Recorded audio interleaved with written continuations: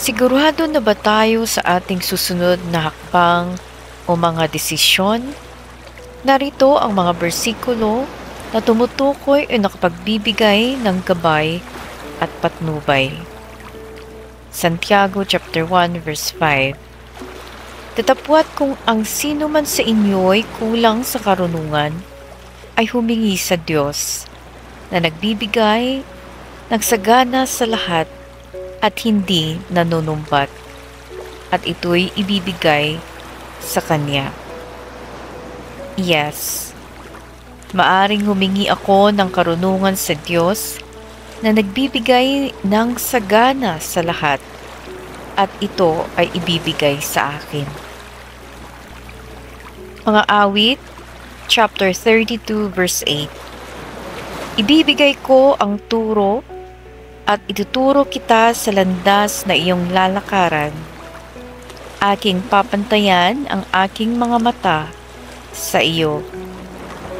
Yes, ang Diyos ay magtuturo at maggagabay sa akin sa landas na aking lalakaran. Kawikaan chapter 3 verses 5 to 6. Tiwala ka sa Panginoon ng buong puso mo at huwag kang mananangan sa inyong sariling karunungan. Kilalanin mo siya sa lahat ng iyong mga lakad at kanyang ituturo ang iyong mga landas. Yes, tiwala ako sa Panginoon ng buong puso ko at kilalanin siya sa lahat ng aking mga lakad at ituturo niya ang aking mga landas. Mga Kawikaan chapter 16 verse 9. Ang puso ng tao ay nagdadala ng kanyang mga hakbang, ngunit ang Panginoon ang nagtuturo ng kanyang mga hakbang. Yes, ang Panginoon ang nagtuturo at nagdadala ng aking mga hakbang. Mga awit, chapter 25, verses 45. Ituro mo sa akin, Yahweh, ang iyong kalooban, at ang iyong landas sa akin ay ipaalam. Turuan mo akong mamuhay ayon sa katotohanan, sapagkat ikaw ang Diyos ng aking kaligtasan. Sa buong maghapoy, ikaw ang inaasahan. Yes, hinihinilang ko sa Panginoon na ipakita niya sa akin ang kanyang mga daan at turuan niya ako sa kanyang katotohanan. Isaiah chapter 30 verse 21.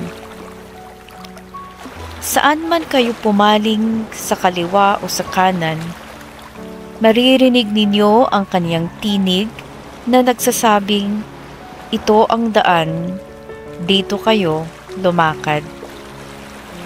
Yes, ang Diyos ang nagbibigay ng patnubay at nagsasabi sa akin kung ang aking landas at ang dapat kong lakaran. Mga Kawikaan chapter 3 verses 7 to 8.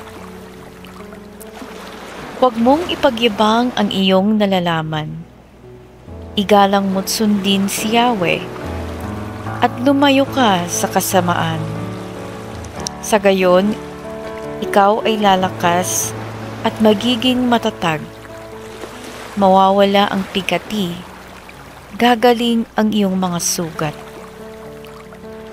Yes, hindi ako maging matalino sa aking sariling paningin, kundi magkaroon ng takot sa Panginoon at iwasan ang kasamaan.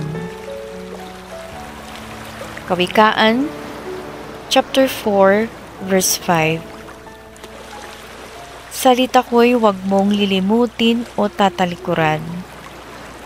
Ang pangunawa at karunungan sikaping makamtan. Yes, mga salita mo, O Diyos, ay di ko kalilimutan o tatalikuran.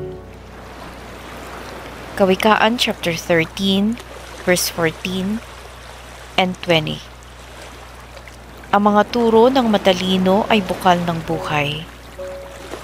Ito ay maglalayo sa bitag ng kamatayan. Ang nakikisama sa mga unawa ay magiging matalino.